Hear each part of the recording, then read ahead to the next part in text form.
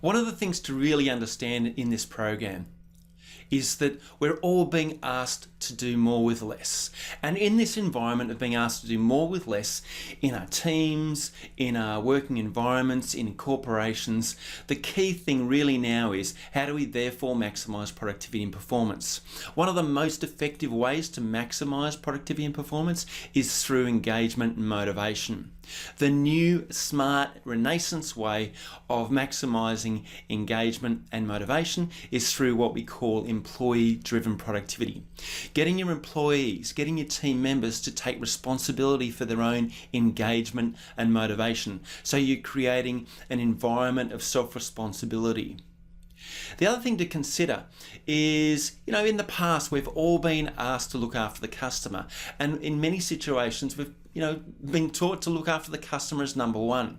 I think these days, our number one customer is actually our team, our people. And if we can look after our team, we're going to be in a much better position to therefore, as an organisation, to look after our customers. But I think there's a step back before that. The step before that is, before we can look after our team, we've first got to be able to look after ourselves. So as people leaders going through this program, I'd really like you to look at it through two sets of eyes. Number one, how is this program relevant to me as an individual?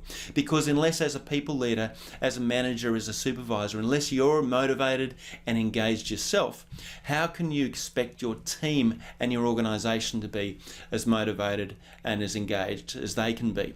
So first of all, looking after ourselves, let's get ourselves motivated and engaged. And then if we understand how to do that, we're going to be in a much better position to be able to engage and motivate our team. An engaged and motivated team will therefore be in a much better position to look after the customer.